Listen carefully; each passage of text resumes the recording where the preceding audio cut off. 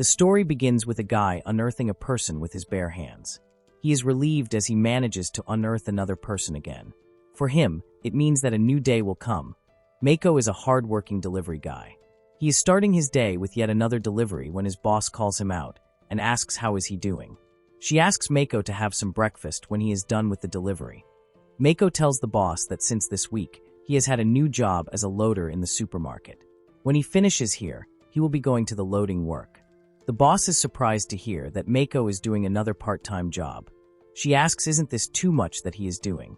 But Makoto lets her know that she doesn't have to worry about it. He leaves while his boss wonders how amazing Makoto is that he is just a high schooler, but he has to provide for his family.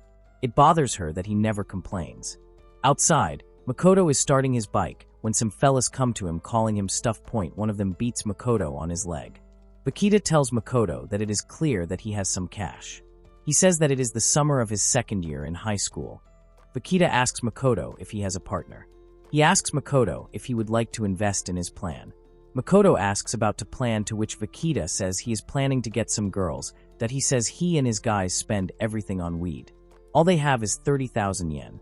It would be better for today's evening that he asks Makoto to support him and his guys and give them the money.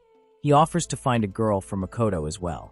But Makoto says he doesn't want anything like that. This angers Vakita, and he asks Makoto to shut up and give him the money. Just then, someone from the delivery place comes out and asks Vakita what is he doing. Having no choice, Vakita has to run away. But he lets Makoto that he won't let this slide.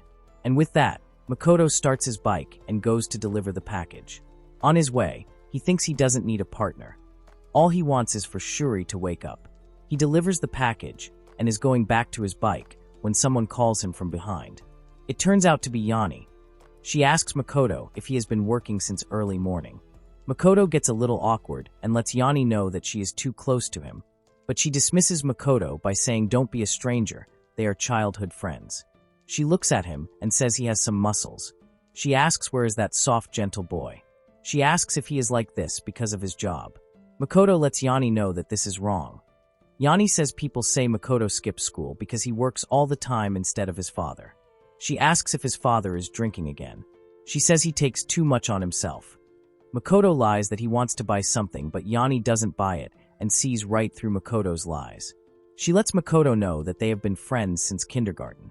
She can see right through him. She reminds him that he promised her he wouldn't lie. Makoto says he isn't lying and leaves after apologizing and saying he has to go to work. Yanni wonders if this is because of Shioni's illness. Makoto hears this and asks Yanni how she knows about Shioni. Yanni replies saying she heard by accident from the club supervisor in the middle school that Shirori is ill and in the hospital. She asks Makoto why hasn't he told her. Makoto lets Yanni know that this is a family matter. Yanni asks Makoto not to be like this. She says she might be able to help him, but Makoto declines the offer saying not to worry about it. They are all right. He apologizes to Yanni and lets her know that if it is Shirori, he doesn't want to rely on anyone. Makoto thinks that God gave this trial to him and him alone, that no matter what happens, he has to be strong. He has to do the right thing. And then the gods will save Shirori, that he goes to visit Shirori and thinks the gods will bring her back from the cold hands being unearthed. He looks at Shirori and calls her to wake her up. Just then, the nurse comes in. Makoto tells her he dropped in during break between part-time jobs. The nurse tells Makoto that Shirori is stable today, but she is unconscious. Makoto asks the nurse that it has been a month already.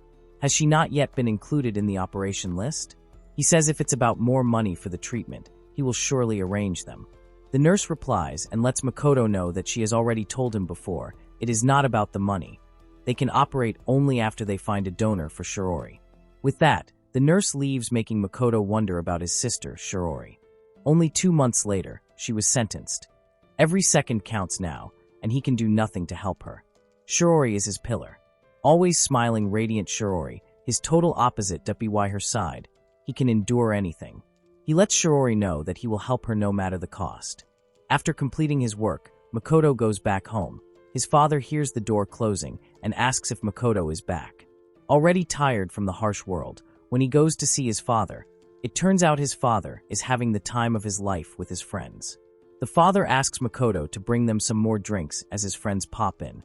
Shocked, Makoto looks at the mess around them and asks his father where did the sushi come from. His father simply replies, why would he care?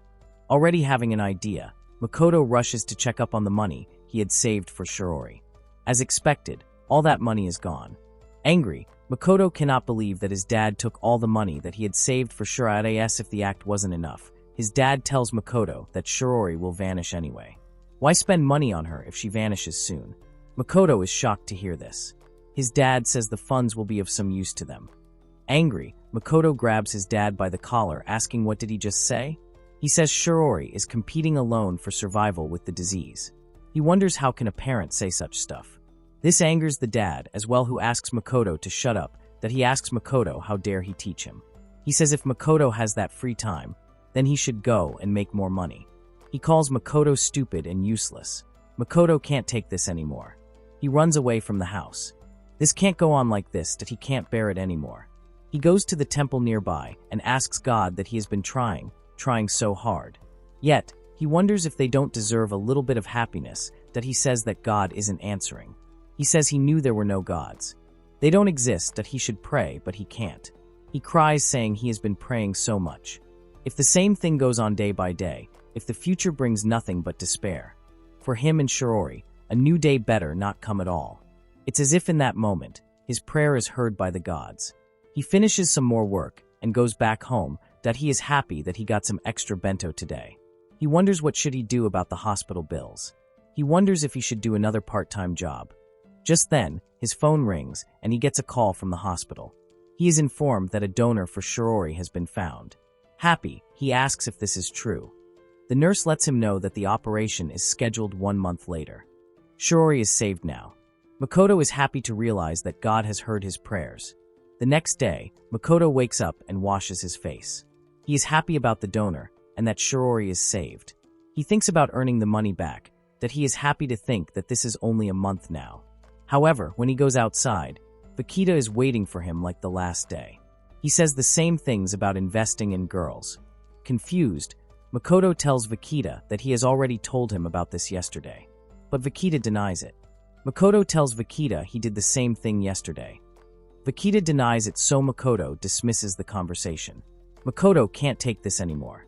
He picks up a big stone and asks Vakita to give the money back.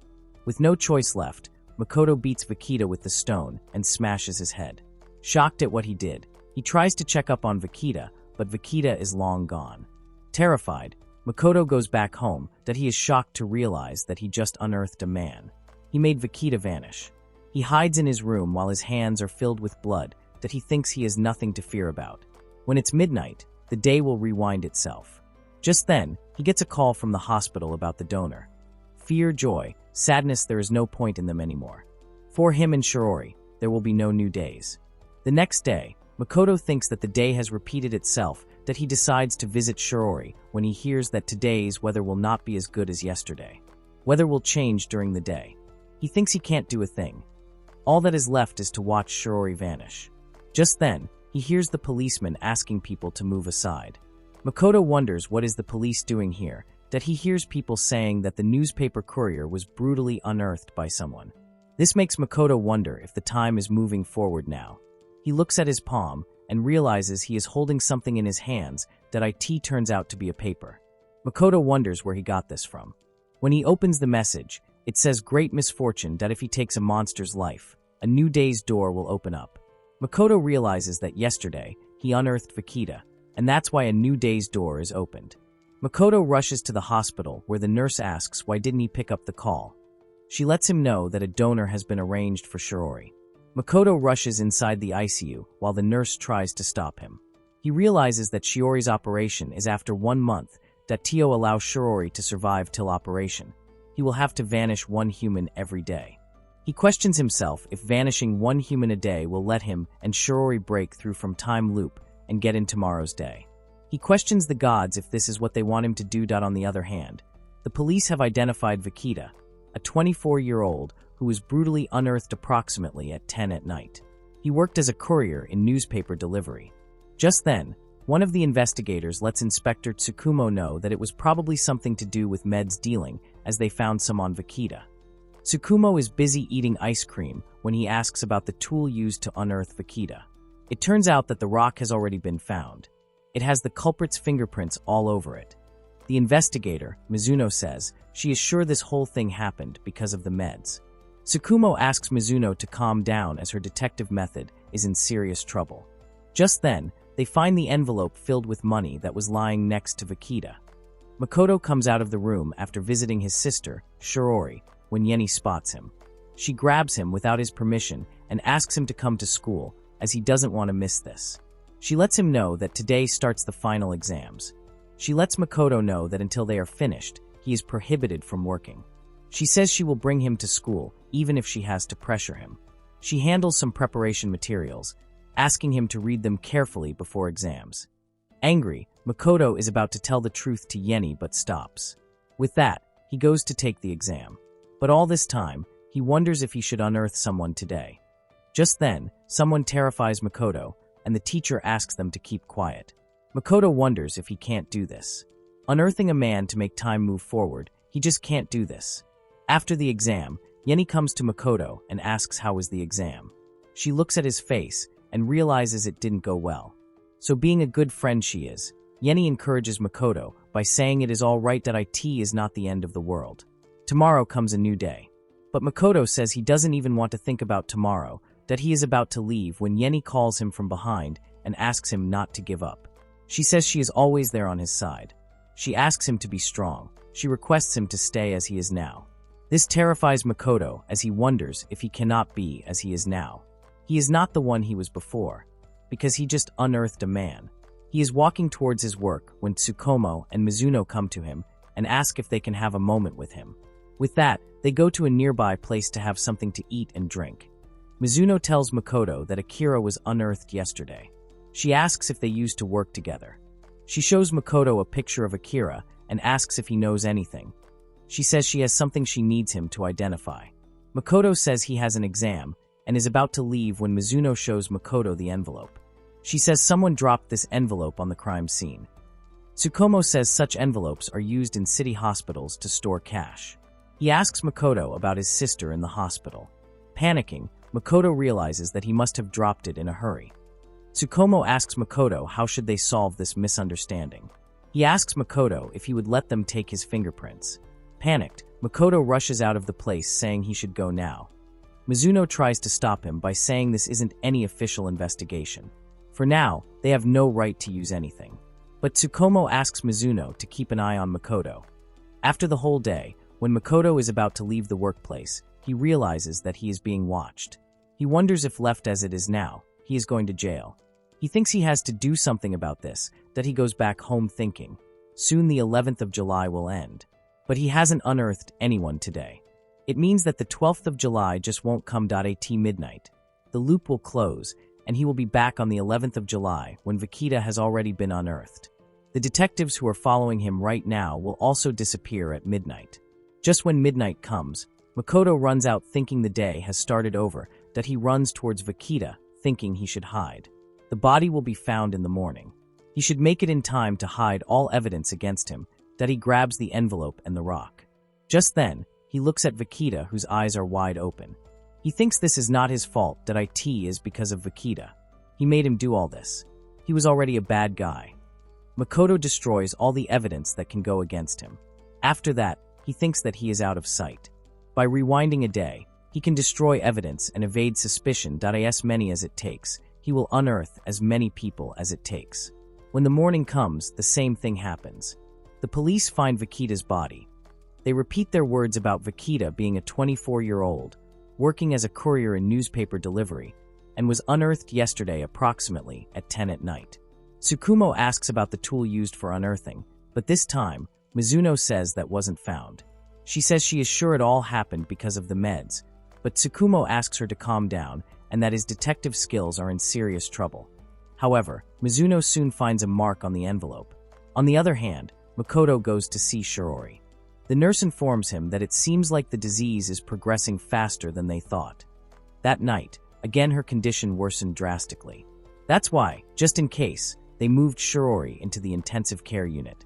She informs Makoto that unfortunately, The transplantation can be made no earlier than the 10th of August. Makoto looks at her sister and lets her know that he has made a decision. He will continue. It doesn't matter how much blood shall be on his hands eventually. He will lead her to tomorrow's. After visiting Shirori, Makoto goes to school. The students are studying for the exam. Someone asks Katajiri if she can explain the concepts to her. She thinks she made a mistake in the question. Due to the exam, everyone is nervous. Apart from them, it is like Makoto is in another realm that he is more worried about unearthing a human. He thinks Shirori would be against her decision. He apologizes to Shirori in his thoughts, saying he is going to do it either way, that IT is only a month away. He will help her survive the operation. In return, he promises her that he won't touch those who would make her sad. For her sake, he will unearth those who deserve it. After the exam, Yeni asks Makoto about the exam. She says, the same things like this is not the end of the world. They still have tomorrow coming up. But this time, Makoto agrees, saying he will dawn the next day. He leaves after that, making Yeni wonder if he is being weird today. On his way, Makoto thinks he should unearth one more human. Just then, he spots some guys teasing a girl. He looks at the guys, thinking if they are from another class. They are asking the girl to speak less and work more. One of them says it is a cool quest. Exam answer. Theft is completed. They call the girl a professional thief. Makoto wonders what the guys are doing. The girl asks the guys if they would leave her alone now, but one of them denies, saying there is so much more she can do for them. They ask if she knows the abandoned barn near Himina River. They ask a girl to be there at 10 at night. They leave after letting her know that they will come up with a new quest for the rest of her life. Makoto realizes that the girl, Katajiri, is from his class. Embarrassed, Katajiri is about to run away when she trips and falls on Makoto. She asks him not to tell anyone that she has stolen the exam questions. Makoto asks why is she mixing up with such people. Katajiri replies to Makoto and lets him know that they saw her stealing. Savanoi, the gang leader, worked in that shop. He caught her and made a video of it. After that, Savanoi told her not to worry, he wouldn't report her to the police. But he wanted to gain something from it. So now, Katajiri steals things from them. She tells everything to Makoto. She says her parents separated when she was in 3rd grade of middle school. She has been living with mom since then. But after dad left, her mom changed completely. She started bringing men home and forgot about her daughter. That's why Katajiri studies hard. She wanted her mom to notice her. And that's how, probably because of constant stress, she happened to be like this. Katajiri cries, saying her mom will abandon her if this all comes out. Makoto realizes that Katajiri is just like him. He lets Katajiri know that he won't tell anyone. He won't tell a soul. He asks if this is enough for you, and that's all. Katajiri asks Makoto what he means by that's all. But Makoto ditches the question. After that, he goes back home and prepares some tools for himself that he thinks he had no idea how in real life to unearth a man with such a thing. Back then with Bakita, he didn't realize what he was doing. But it is different this time, that IT is going to be a real unearthing. And he can't afford to get caught by the police. There are so many conditions that he wonders what will happen if he can't manage to unearth people every day. Which one to choose? Time is almost out. Shirori will be in greater danger if this day restarts while he just sits and does nothing. That he remembers Savanoi telling Katajiri where to come and at what time. And with that, he goes to the abandoned barn. When he reaches the place, he finds it too quiet that he wonders if they have probably gone. He thinks how could it be that he felt relieved. He should unearth someone. He has already decided that these guys are suitable, but they only had issues with Katajiri. He wonders if he is going to unearth them just because of that. He takes a peek into the barn while still thinking about what he should do. Just then, a shock rushes over his body as he sees Katajiri lying on the floor without anything on of her, and the 3 guys are having fun. One of the guys says it is better with her than he had though. But the other found her bony. Savanoi wonders if they would screw her while she is out. But the other guy asks them not to be greedy, as she is theirs now. They can do whatever they want whenever they like, at home, in school. She belongs to them now. Makoto is horrified by what he has just seen. Just then, one of the guys comes out and is about to leave. Makoto hides on the side while apologizing to Shirori and his thoughts. When the guy is alone, Makoto grabs him and unearths him as he thinks that this person doesn't deserve to live. The guy begs for help, saying he doesn't want to be vanished, that he takes over and beats Makoto. He asks what is he doing. He questions Makoto if he has something for Katajiri, that he wonders if Makoto came here to rescue Katajuri. He says all sorts of stuff to Makoto about what went down and how Katajuri was all this time in the barn. But Makoto cannot take this anymore that he pops the eyes of the guy and unearths him at exact midnight. Makoto looks at the time and realizes he will have another new day. He is happy that he made the time move forward. Just then, he sees Katajuri running away and wonders if she saw him unearthing the bad guy.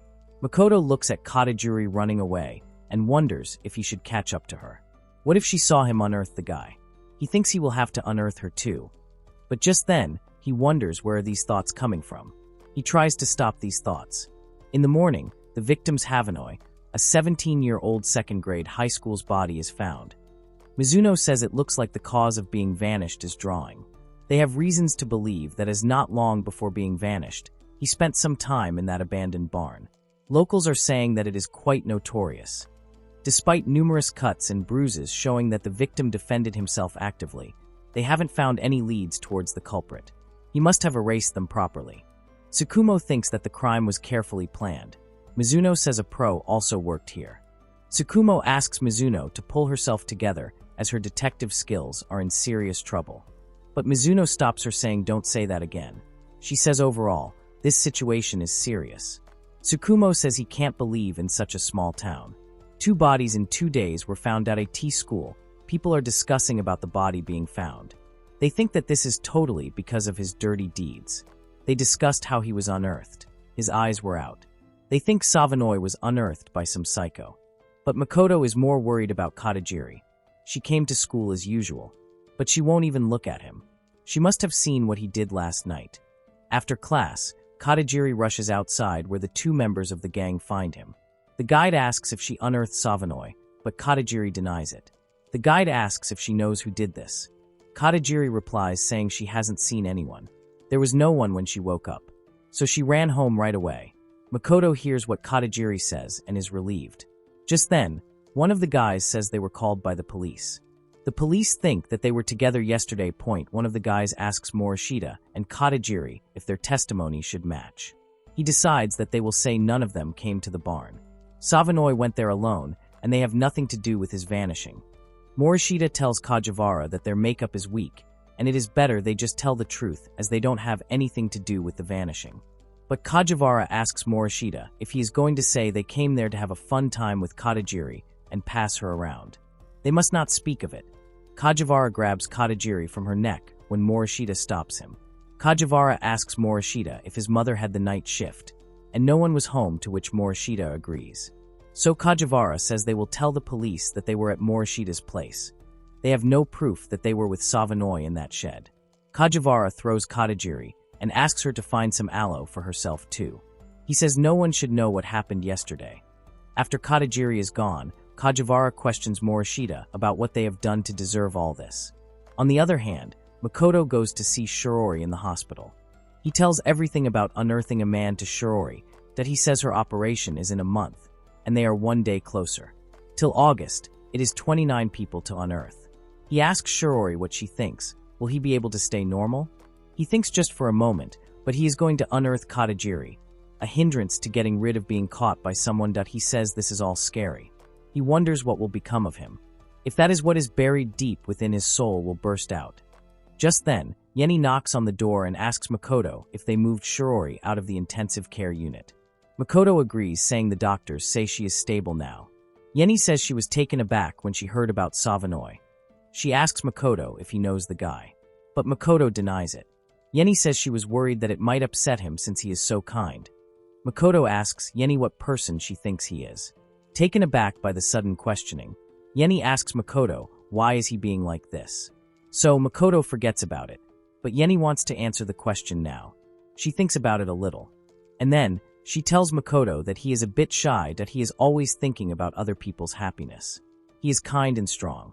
Makoto thinks that Yeni overpraises him, but Yeni asks Mako if he remembers their childhood. When they were in junior school, her cat went missing, and they searched for it together. When others decided that the cat was gone for good, he didn't give up and continued searching. And then, after several days, he finally found her cat. She thought then that Makoto is very responsible and she can rely on him.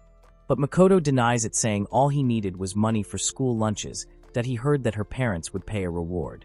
Makoto cries, saying he is not kind repeatedly. He says he couldn't care less about other people's happiness, that he is crying, and Yeni is trying to comfort her when the nurse comes in. She lets Makoto know that they got a call from the police about his father. Makoto rushes to see his father. The police informed Makoto that his father had been drinking since noon, raged out, and smashed up one store nearby. If the store makes a claim, he will have to compensate. Yeni asks Makoto's dad if he doesn't understand how it is for Makoto. But Makoto doesn't listen and beats his father. He is very angry at his father. The police intervene and stop the beating, that he cries, saying he is done with this. He questions why it's always him. Just then, Detective Tsukumo comes in asking what is the fuss all about. Makoto sees him and realizes he is the same detective from Makita's case. He tries to stay calm.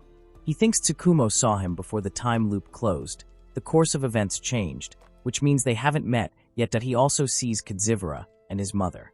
The mother says she worried so much when she heard her son was called by the police. She says her husband even took a day off. Mitsuro informs the mother not to worry about it, as nothing bad happened.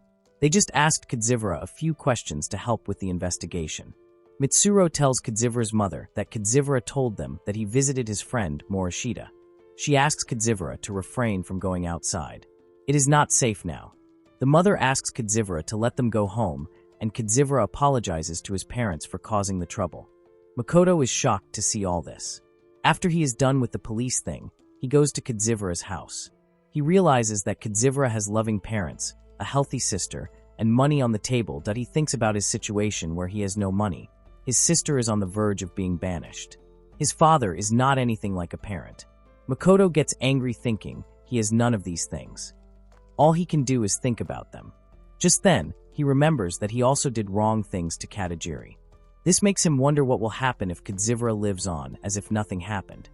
The life that way is way better than his. He questions the gods if that is a joke.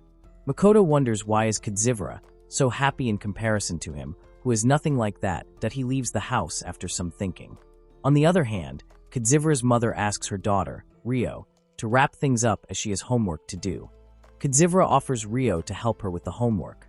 Rio gets very excited and runs inside her room to grab her books. The mother asks Kadzivara how was his exam, to which he says it was right. Just then, Kadzivara gets a call from a public telephone number. Someone asks him about what he is doing, to which Kadzivara replies he is studying. Makoto, on the other side of the phone, tells Kadzivara what the point of studying is when he already knows what will come on the exam, as he makes Katajiri steal them.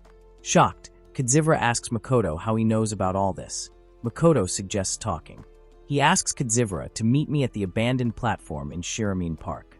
Come along and make sure no one notices him. Kadzivara agrees and does as asked. When Kadzivara reaches the places, Makoto looks at him and says he thinks this is their first time talking properly. Kadzivara gets angry as he realizes who Makoto is. Makoto looks at Kadzivara, asking if this is his true face. The face none of his family members have seen before. Makoto says Kadzivara pressured Katajiri and committed crimes with the same vicious look. Such a family does deserve to have Kadzivara. He says Kadzivara doesn't deserve happiness. And with that, Makoto rushes toward Kadzivara and grabs him by his neck. Shocked, Kadzivara wonders when did Makoto get so strong. Angry, Makoto asks Kadzivara how many innocent people is he planning to play with for his life and rob their happiness. And then Makoto decides to rip Kadzivara. Kadzivara is thrown from the top and lands on the ground with his head popped open. After that, he goes to work. His boss is talking about how he had a feeling that it would rain, that he suggests finishing today's delivery faster. Just then he looks at Makoto and asks what is he doing here. He asks Makoto wasn't here to take a break to deal with his school exams. Makoto tells the boss that his father got into trouble again and he would require money. There is no vacation for him because of this. The boss questions Makoto's red eyes and asks if he hasn't slept. Makoto asks his boss if he has any job for him. The boss lets Makoto know that he has fewer workers today, so he will be using Makoto for it. He asks Makoto if he heard about Vikita, that he says he doesn't know what went down, but they say he got into trouble. To his surprise, Makoto replies saying Vikiva deserved to be vanished. The boss is left in shock after this, and he wonders what's gotten into Makoto. Makoto thinks that it is true. They all deserve to be unearthed. Vikita, Sonoi, and Kadzivara. They made other people miserable and continued to enjoy their lives while all that awaited innocent Shiori was demise. He thinks he is never going to forgive them. At school, Makoto is busy thinking about all this while people are more busy discussing about Kadzivara, and Mashiroto is panicking while he thinks he will be next. They think Kadzivara was unearthed by the same person who unearthed Sonoi. After school, Makoto goes to the hospital to see his sister, Shiori. The nurse greets him and comments that he came despite the rain. Makoto asks the nurse how is Shiori. The nurse replies saying she is pretty much good today. Ever since they moved Shiori from the intensive care unit, her condition has been out of danger. If everything stays as it is, she shall be secured till the day of operation on August 10th. Makoto says there are still 28 more days left. The nurse agrees, saying it is a long time.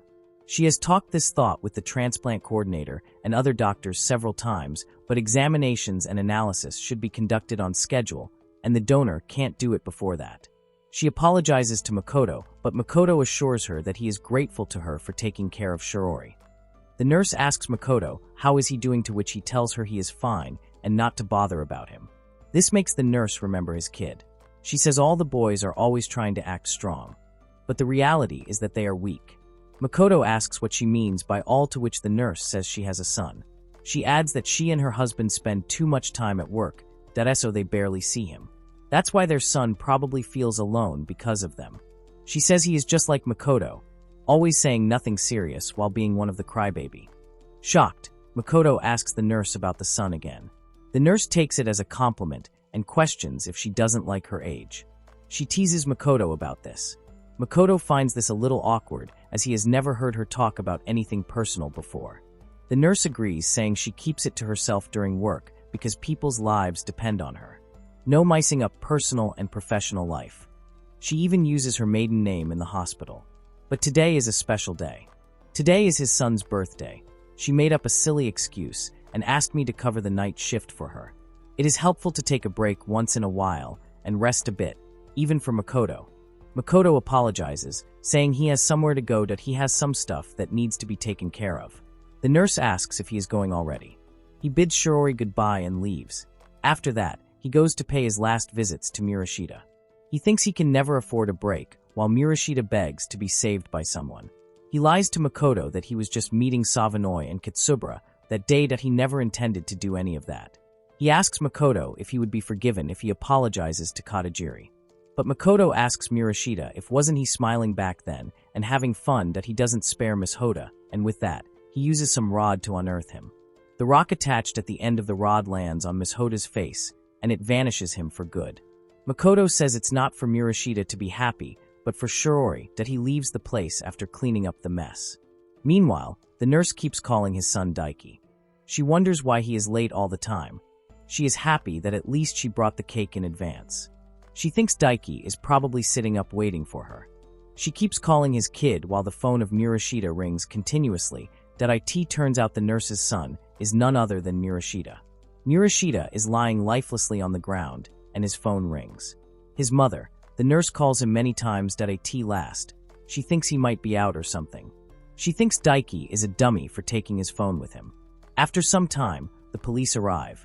Mitsuro confirms the victim to be Murashita Daiki, a 17-year-old. She lets Tsukumo know that Daiki's mother is already on her way to the station. This is yet again another high schooler. She says he is a friend of recently unearthed Savano. His classmate Kitsubara also just disappeared not long ago. Mitsuro says she is sure that these crimes are connected. She apologizes to Tsukumo, saying she is again at it with her assumptions.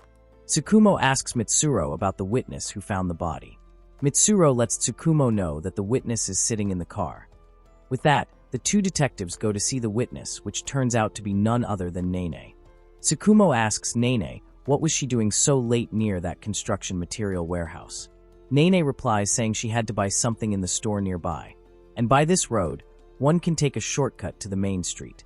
She was walking past this depot when she heard a mobile ringing. And then she noticed the body on the ground. She starts crying after saying this.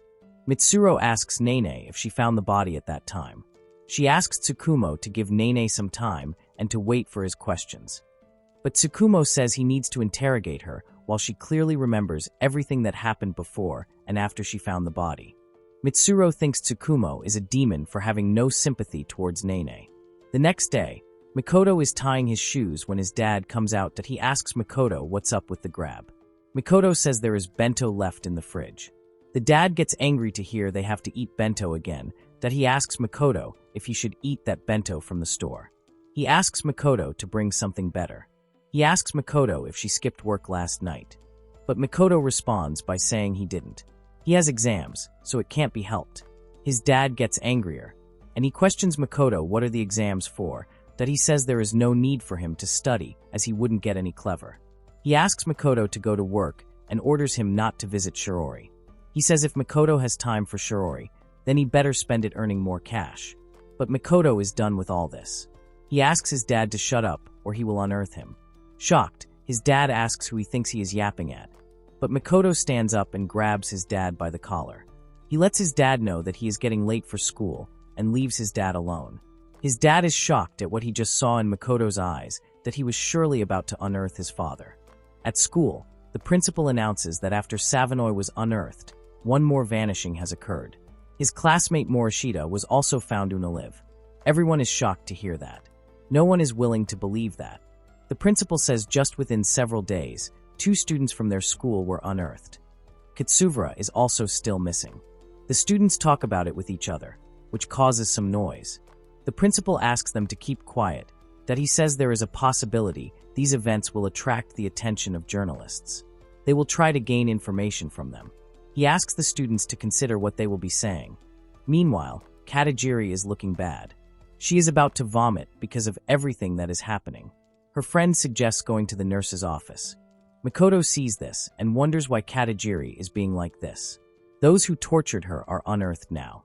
So why is there horror on her face? He finds it absurd. After that, Mikoto gets a message from Shinjo, Yeni saying she needs to talk to him. It is very important, and requests him to call her when he has time. Mikoto is at the hospital at the time when he asks about the nurse. The other nurse gets a little hesitant after hearing the question. Mikoto asks the nurse what happened. The nurse replies saying the previous nurse, Suzuhara's son, was unearthed last night. Mikoto is in shock after hearing this. He didn't know that Daiki was Suzuhara's kid. Just then, he hears some nurses asking Suzuhara to wait and question why is she at work today.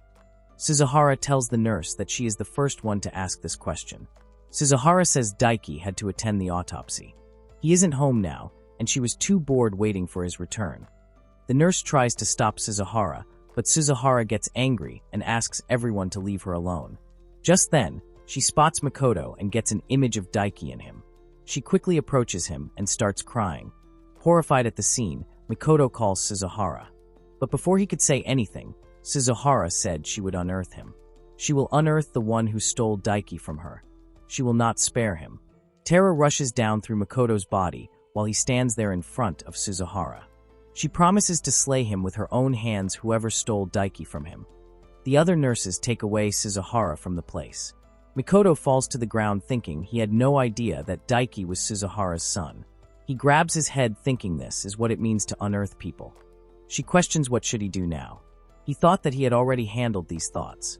He remembers asking Kitsubara for his life. How many innocent people has he robbed of happiness? He realizes that it turns out he is no better than him.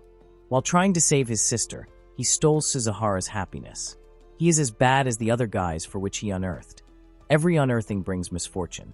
He causes grief to other people that is not possible to be forgotten. He questions how didn't he see that earlier even if he is doing that for Shuri. Just then, Yanni comes in and asks what's wrong with him. She asks if he is crying. She says he didn't answer her calls. She questions if something happened. Mikoto apologizes to Yanni and tells her that it is nothing and everything is fine. He was just thinking about Shiori, that he thinks he can't tell Yanni about the time loop. After that, Yanni tells Mikoto that she found Daiki's body. She says that's what she wants to discuss with him. She questions if he has seen anything yesterday. Confused, Mikoto questions what should have he seen. Yanni says he was there. She says he probably didn't notice her yesterday. He was riding a bicycle by the road leading from the warehouse where the murder took place. Mikoto panics after realizing that Yanni saw him. She says that's why she wondered if he noticed anyone suspicious who could be the culprit. Mikoto asks Yanni if she told the police about all this. She mentioned him briefly, to which Yanni agreed. She questions if there is something wrong. He asks Yanni what time she told the police about him. Yanni responds saying she told them almost just when they arrived. She says it was a little less earlier, before midnight.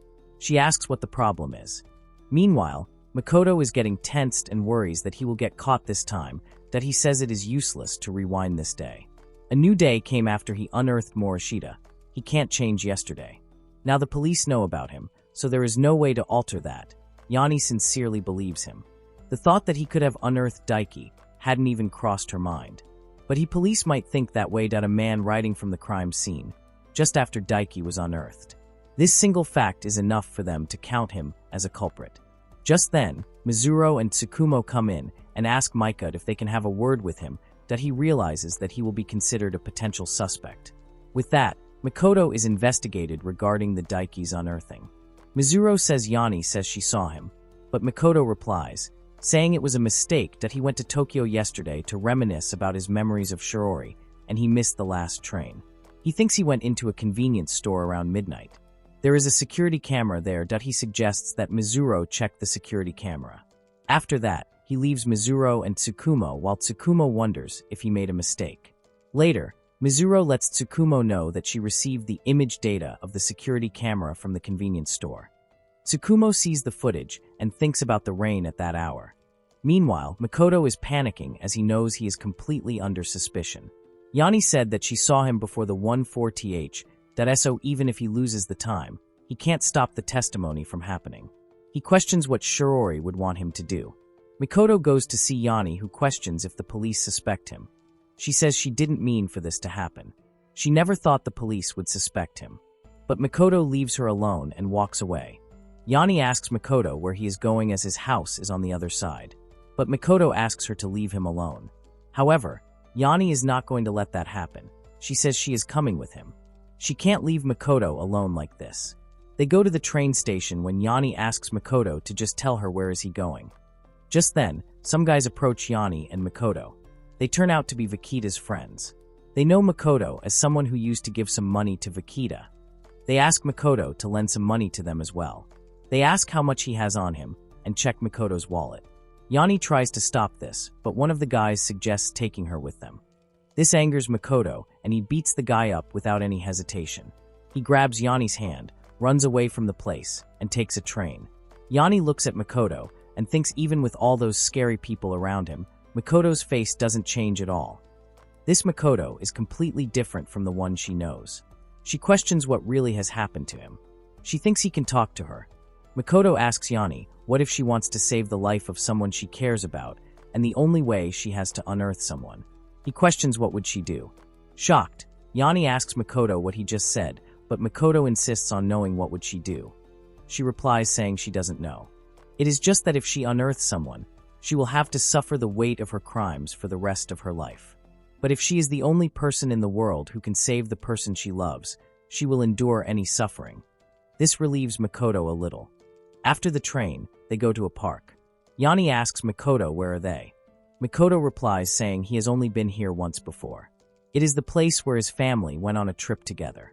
Back then, when he had no idea what the future held for him. That time, Shirori looked so happy. Yanni hears this and grabs Makoto's hand and asks him to let's go and have some fun. Makoto hesitates a little, but Yanni asks what's wrong with that. Finals are over and tomorrow is Saturday. She insists on having some fun at the park. She says she will buy Makoto a drink. And with that, the two have a lot of fun. They enjoy different rides and pass their time. After playing a lot, Yanni says she is too tired now. They took so long. She says they have to go home now. They have to catch the last train. She looks to the side and finds Makoto nowhere. So in search of him, she goes out where she finally finds Makoto sitting. She asks what is he doing here, as she has been looking all over for him. Makoto apologizes for going missing. Yanni questions what should they do now as the last train at this hour is already gone. But Makoto assures her that it is okay. She is going to be home soon. Confused, Yanni wonders what is Makoto saying. Makoto tells her that he hasn't unearthed anyone today. 1 minute to go, and the moment the clock strikes 12, it will loop back to midnight, 24 hours ago. He says this whole day will be gone. She will begin her day again at the scene of the case, and where she is being questioned by the police. Confused, Yanni asks Makoto what is he talking about. How come the day will repeat? Makoto says he is outside the loop, so when the day rewinds, he will still be here. In other words, from their point of view, he left Miyako City at exactly midnight, as if he moved to Tokyo in an instant. Yanni gets more confused and says she has no idea what is he talking about. She questions Makoto about what he means by loop. Just then, midnight comes and Yanni disappears, leaving Makoto alone. That he sits there all alone saying this is what he is talking about. He goes to the convenience store while thanking Nanny for the wonderful day. The truth is, when he came here, he wondered if he should just unearth himself for real, but she helped him make up his mind that he shows himself in the convenience store camera and then takes the train to Miyako City. The day repeats itself, and he gets to see everything about Daiki's mother crying, the principal's speech, and the school. He cannot erase the pain, that he cannot erase the crimes that he has committed. He has become evil, and he has to continue to destroy countless people's lives. But he can't stop to say Shirori. He is going to endure it all. The police visit him again, and Mizoro asks Makoto about being in Tokyo the whole time since last night until the first train in the morning. Makoto agrees, but Mizoro says Yanni said she saw him. Makoto replies saying that was a mistake. He went to Tokyo yesterday to reminisce about his memories of Shirori, and he missed the last train. That he adds that he thinks he went into the convenience store around midnight. There is a security camera there. He suggests them to check it out. After that, he comes out of the building where Yanni is waiting for him. He explains everything to Yanni, and she thinks that he made a mistake while Tsukumo looks at them from his room's window. Later, Mizoro and Tsukumo also see the camera footage from the convenience store, which clearly shows Makoto being in the convenience store, that he comes in at exactly 1 minute after midnight. It is almost 2 hours from Miyako City to Tokyo, so Yanni's claim is impossible. Makoto's alibi has been completely proven. Tsukumo finds it a little strange, though. The next day, Makoto unnerves another bad guy thinking he is evil. He will endure everything for a new day to come. Meanwhile, Katajiri is wondering if she should call Makoto. Makoto thinks he is evil, and he has to accept this to step into a new day. No one will understand his mission, that he has no one to share this with. It is lonely, but it doesn't matter. He will keep on moving forward. As he walks back to his house, he sees Katajiri standing nearby. She apologizes as it is late. She says she was thinking if she should call him or not. Katajiri asks Makoto if she can talk with him. The two go into Makoto's room where Makoto asks Katajiri what is it. She responds by saying she saw it. She saw Makoto unearthing Solanoi. She says she was shocked and didn't expect him to do something like that. She questions Makoto, why did he all that? She questions if this was for her sake. Makoto keeps listening to her as he is in complete shock after realizing that Katajiri knew all along. She says they have hardly ever talked in class. It is very unlikely that he would go to such lengths just for her. She questions why he did all this. Makoto replies saying he can't tell her. Even if he did, she wouldn't understand. She can never understand. He questions Katajiri if she is going to report this matter to the police, but she denies, saying she won't even ask about the reason that pushed him to do something like this either. But in return, she needs some help from him again. Confused, Makoto asks what she means by again. Katajiri begs Makoto to help her out. She says if they don't do anything about this, her mom will vanish. Makoto is stunned to hear that Katajiri's mom is on meth. Katajiri explains that the man her mother brought in recently pushed her to do meths. From then on, morning and night, she would scream like an animal. The meths can keep her awake for days at a time, and sometimes she would end up having convulsions and her mouth foaming, but he just leaves her lying there like that. If that goes on, sooner or later, that man will unearth her mother. She says they have to do something before that happens. But Makoto denies doing anything about this. He questions Katajiri if she wants him to unearth the man, to which she agrees. She says he is the only one she can count on. That time, when she saw his fierce determination to unearth Sawanoi, she got to herself that maybe he could do it. He can unearth that man. Makoto asks her to stop right there. He says Katajiri is only talking about herself. Katajiri says she will keep quiet about him unearthing Sawanoi, and besides he is also the one who unalived Kajiwara and Daiki. She says she is willing to testify her false alibi for both of them. She begs him to unalive that man as well. But Makoto rejects the request, that he says this is too risky, as vanishing this guy would mean binding himself even more to her. He can't let the police grab him again. He says he saved her by unearthing Sawanoi and his friends, and he is sure she won't tell anyone about what they did to her, so they don't owe each other anything. He asks Katajiri to leave now, that he says he doesn't want to live anyone related to her, and apologizes to her. Katajiri replies saying it's not worth it, even if he saved her. Confused, Makoto asks what she means by that. Katajiri responds saying even if Sawanoi and his friends are no more, but she still lives in hell. The next day, the man Katajiri was talking about was injecting some stuff into his tongue when he heard Katajiri, that he came out of the room and asked if it was Katajiri. He said he thought she said she was going to a festival. He wonders if he just imagined it, that he goes into the washroom where he finds Katajiri's dirty laundry. He takes a sniff of the laundry, realizing Katajiri is back after all. After taking a proper look at Katajiri's mom to make sure that she has fallen asleep, that he goes to see Katajiri. When he goes in, Makoto is already hiding in the place. He marches at the guy and his phone falls. Makoto looks at the phone to find Katajiri's video that shouldn't be there in the first place. Makoto tells the guy that he knows everything about the things he did to Katajiri. The guy remembers what he did, that he made a video of Katajiri and asked her to smile at him and spread herself. He asked her to take off what she was wearing and not hide her face. Katajiri asked the man, Tanahashi, to let her go, but he beat her and asked her to call him daddy. He asked her to cry harder, as it was more fun that way. Tanahashi asked Katajiri what if he did it all in front of her mother, that he told her that if she screamed, her mom would wake up. Terrified, Katajiri agreed to do anything and requested Tanahashi not to tell her mom. She says if her mom doesn't like her, she won't be able to live. Makoto says Tanahashi also tortured her and warned her that if she told the police about the meds, he would tell her mother about the torture he did on her.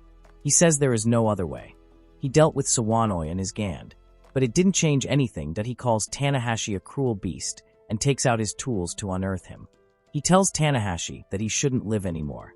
Makoto says he will unilove Tanahashi, and with that, he marches more fearlessly this time. Meanwhile, in a park, someone bumps into another guy and his wallet falls. Someone grabs the wallet to find out that it is a high schooler. He decides to take Makoto's ID to the police, that it turns out that the guy was none other than Katajiri, despised as Makoto. They had discussed earlier that Makoto wanted Katajiri to change into his clothes.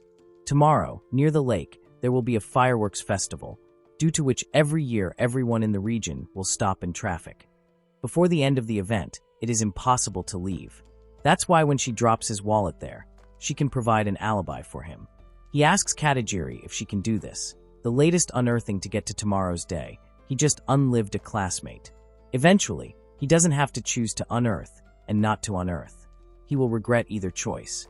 But if Katajiri prefers the guilt of unliving someone, then let remorse permit both of them. While Makoto is struggling to unilove Tanahashi, Katajiri apologizes to her mom in her thoughts.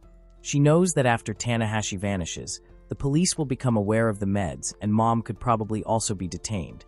But this disguising life, which began with the appearance of this man, will finally end. They will start all over again with only Katajiri and her mom. Tanahashi takes control of the situation and throws Makoto towards the study desk, that he is about to march towards Makoto to end this all when Makoto grabs the scissors nearby and inserts them into Tanahashi. Screaming in pain, Tanahashi cries, but Makoto asks him to shut up and slices him up. After that, Katajiri leaves the festival and goes to see Makoto. She lets him know that the wallet plan seemed to work. Makoto also lets her know that this is over. Katajiri starts crying and thanks Makoto for his help. She says he finally was able to pull her and her mom out of this mess. However, Katajiri's mom finally wakes up from a long sleep. She rolls over from the bed and lands on the ground. She doesn't know what time it is and wonders if it is morning already. She comes out of her room and slips because of the blood on the floor. When she sees Tanahashi lying lifelessly on the floor, she panics and runs away from the scene. After that, Katajiri comes back home while thinking it is quiet. Because of the meds, her mom probably spent all this time sleeping. She thinks she will find the body of Tanakashi and report it. She assures herself that it is all okay and everything is good. When she enters the house, she finds Tanakashi's face covered with a shirt. She looks around to find everything all messed up. She wonders what happened. Just then, she realizes and goes to check up on her mom, who is missing. She cannot believe it at first, but realizes soon that her mom ran away. Meanwhile, the next day has already begun. Tsukumo is looking at the camera footage of Makoto. Mitsuro comes in and lets him know that she collected the recording of all the security cameras set up around the store where they saw Makoto. Maybe it will finally explain something. She asks if there is anything unusual about the video.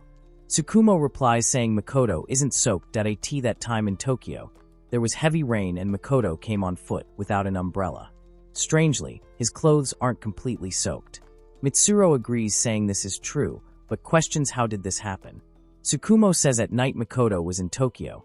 It is clear as day that he asks Mitsuro to keep an eye on Tsukumo while pouring debanjiang into pudding.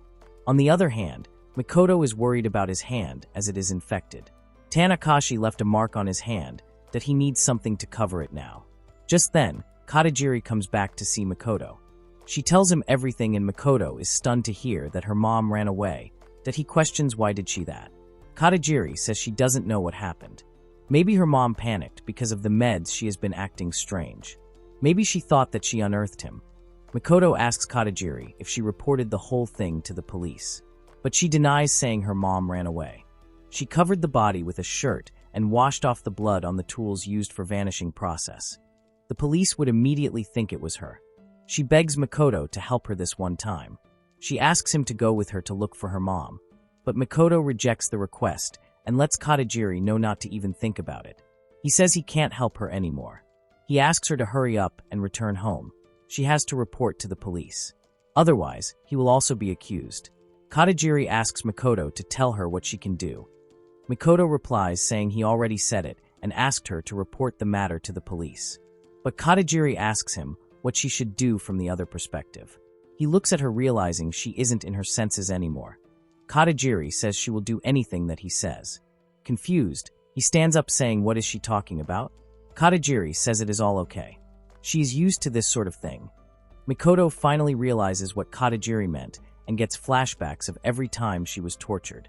But before he could do anything, Katajiri leans in and makes love to him. Makoto gets her off of him and asks her to stop. Katajiri says if it's him, she doesn't mind and comes closer to him. Katajiri holds Makoto's hand and takes it up while Makoto asks her to stop. She says it is okay if it's Makoto. She says she doesn't mind. But Makoto snatches his hands from Katajiri, letting her know that he doesn't need this. He asks her not to put him in the same group as that guy who violated her. Katajiri apologizes and says she had no intent of doing so. She says he isn't like them at all. She simply wanted to persuade him and nothing more. She calls herself an idiot and stands up. She requests Makoto to forget about what just happened and thanks him for everything.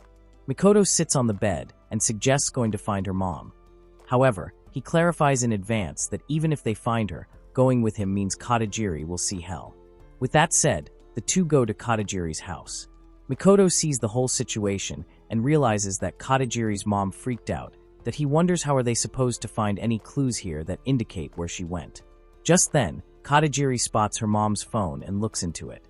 She finds a message that probably is the meds dealer that he has asked to meet Katajiri's mom at 9 at night.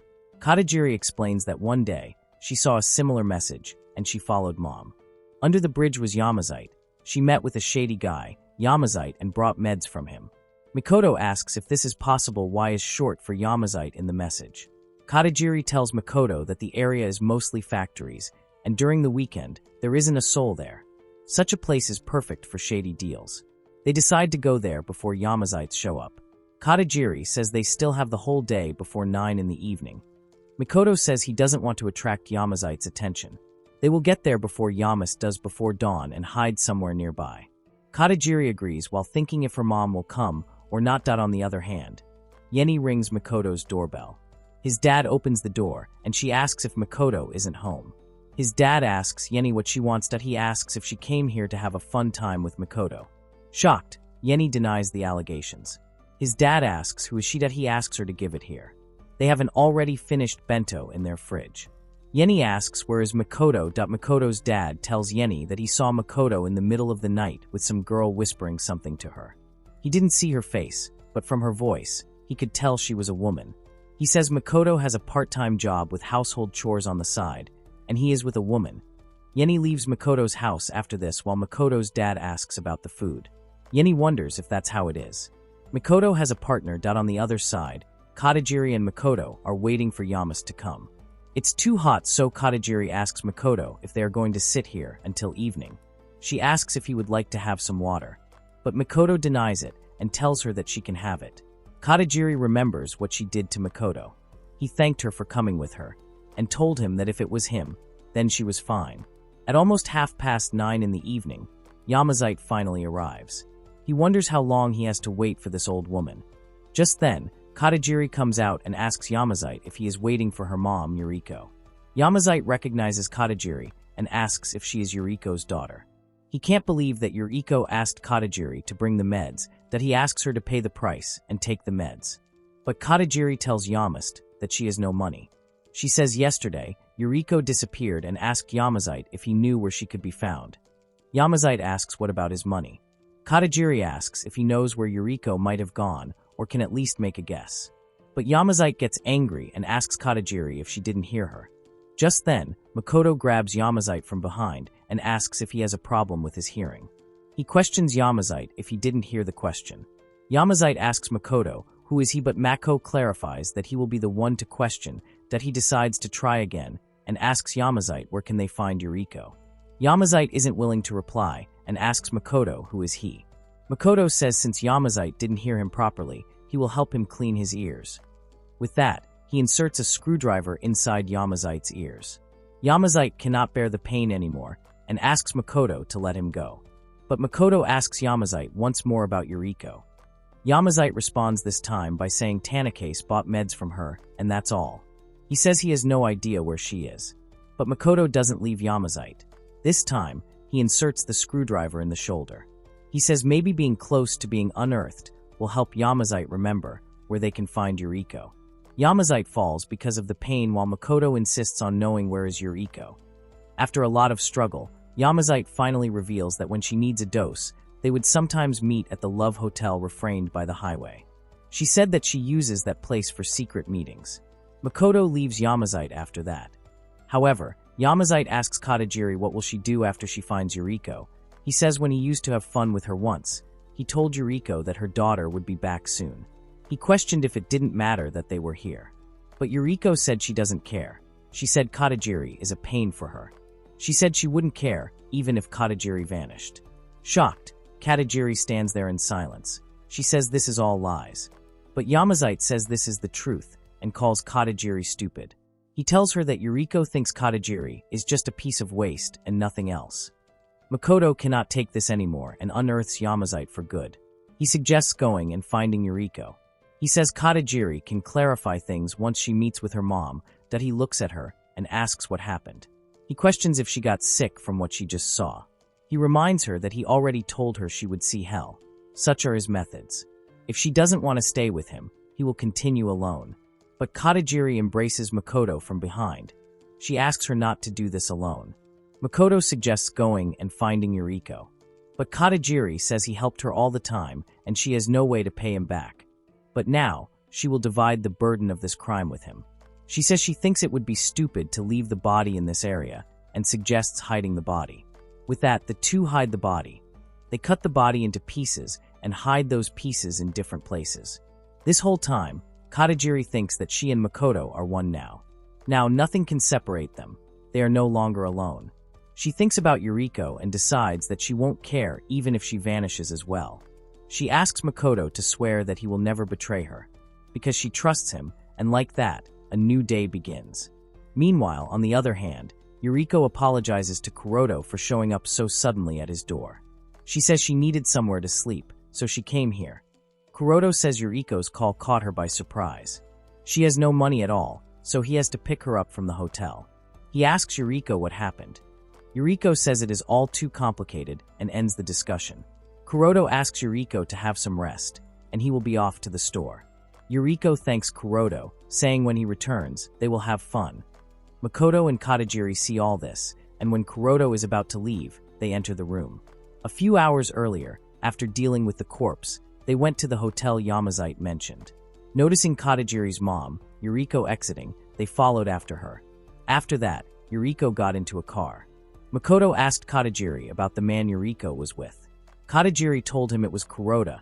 the owner of the store where Yuriko worked a long time ago, that he lived with them for a while. Makoto asked Katajiri if she knew where he lived. Katajiri agreed, and they left Yuriko to go to Kuroda's house. Katajiri thinks about how she won't care even if Yuriko vanishes now. But she also says it is all a lie, and she trusts her mom. Makoto asks Katajiri if she is okay, to which Katajiri agrees, that he asks Katajiri to call the police after she persuades her mom, and the two return home. He says she can deal on her own now and he will go. But Katajiri asks Makoto not to leave.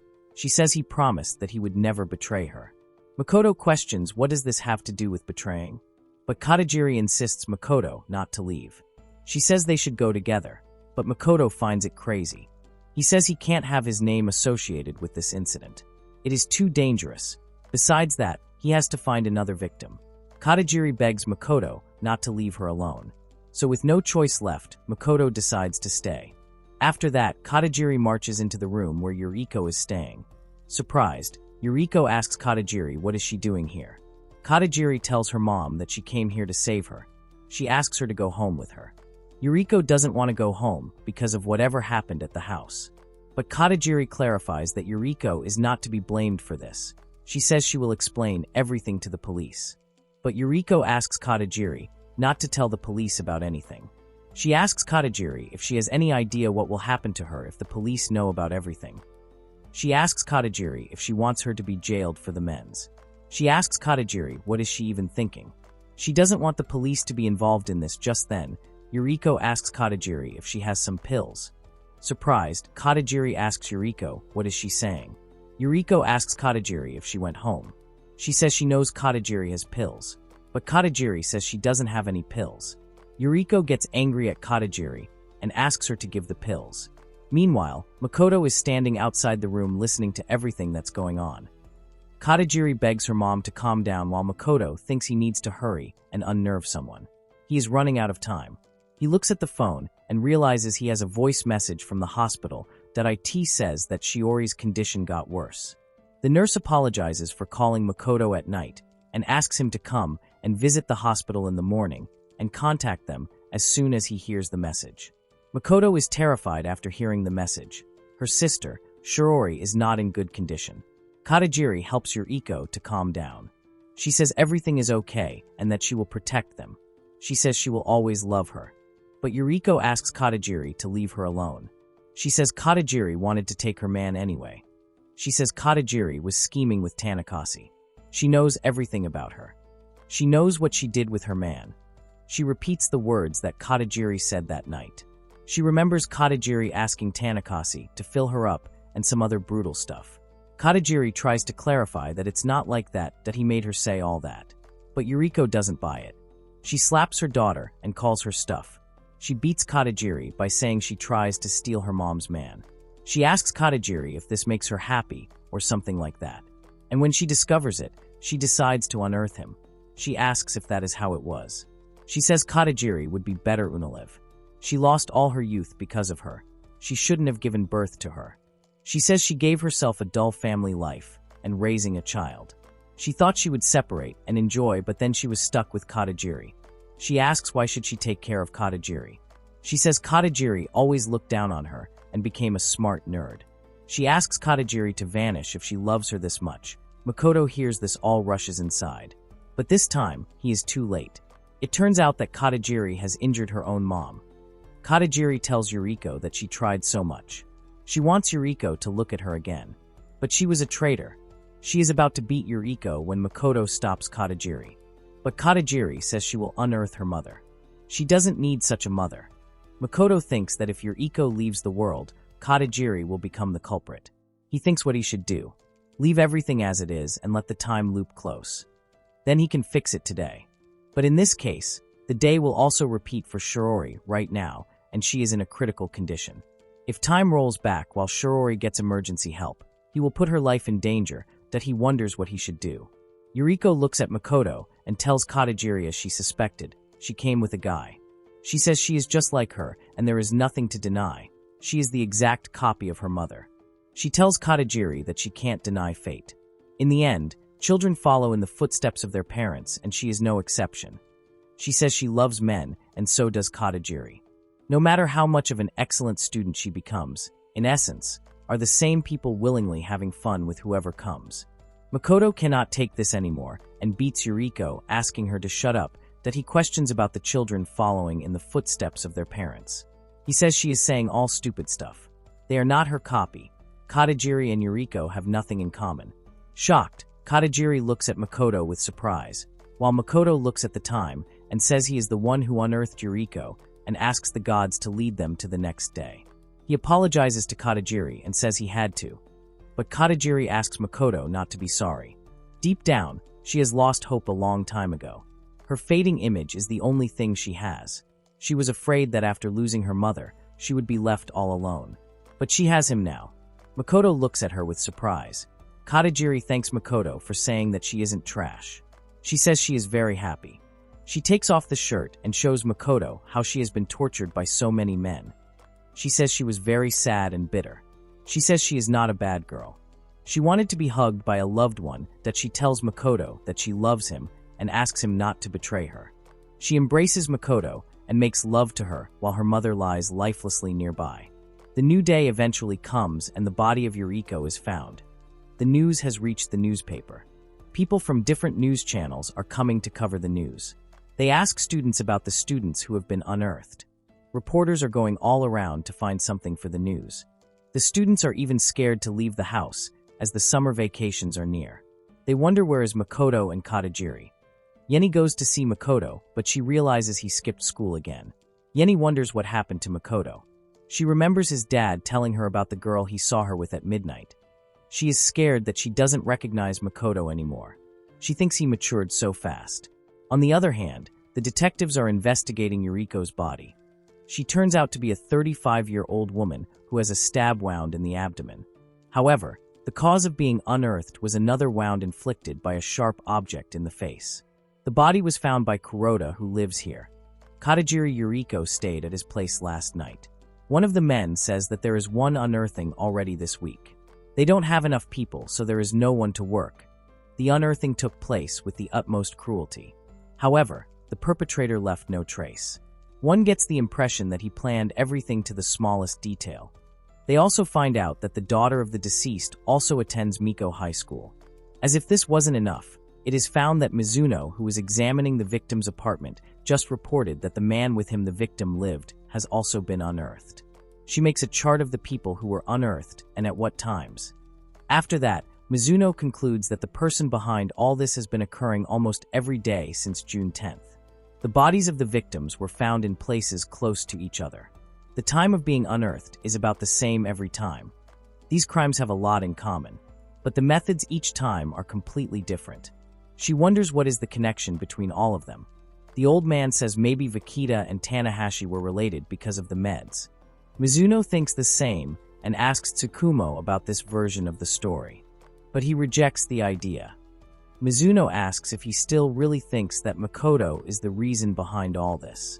Tsukumo says among those who are unearthed are 3 high schoolers from Miyako and Vakita who work at newspaper delivery. Only Makoto talked to the 4 of them, but the other people in the room disagree, as they say they are talking about a serial killer. Mizuno says Makoto has an undeniable alibi for the time that Morishima was unearthed. Besides, on the 15th in the area where the fireworks festival was held, his wallet was found. That means he couldn't unearth Tanahashi, and most importantly, he has absolutely no motive. He studied with one, worked with another, but there was no enmity between them. Tsukumo asks Mizuno if she has already informed Makoto about the wallet. Mizuno says he didn't come to school today. Tsukumo says Katajiri is probably gone too then. Mizuno asks Tsukumo if he is assuming something. She asked him to wait, as he always tells her not to make presumptuous assumptions. But Tsukumo says that the one who decides what is presumptuous is him. He says he stood there on purpose in the convenience store so that the security camera could take him. Mizuno wonders what is Tsukumo thinking. Tsukumo asks Mizuno to search for Makoto and Katajiri and leaves the room. A few hours earlier before dawn, Katajiri asks Makoto why is he not going home. Makoto lets her know that he is going to Tokyo. Katajiri says if he leaves the city, the police will be suspicious. She asks Makoto to be calm, and there is no need to escape. But Makoto says this isn't an escape, this is war. He asks her to go back home and tell the police that she is looking for her mom. He says it is dangerous for her to stay with him. But Katajiri lets Makoto know that she doesn't want to leave because they already did everything. Makoto informs Katajiri that he will unearth someone again today. Shocked, Katajiri asks why would he do that. She questions why is he doing all this. She asks him to tell her everything. She says whatever is the reason, she will understand. Makoto says he does this for tomorrow to come. And then he explains everything about time travel. After that, he says she probably thinks that this doesn't make any sense. But this is the truth. He had to live on the same day several times. The only way to break the time loop and open the doors to tomorrow is to unearth a person that if such an awful curse fell only on him. If it was only him, he would have unearthed himself. But his younger sister is also stuck in this loop. He has to help Shiori survive until August 10th. Her surgery is scheduled for that day. There are 23 more people left. He will miss at least a day without unearthing anyone, and Shiori is a day closer to being banished. He doesn't have a choice that he can't retreat now.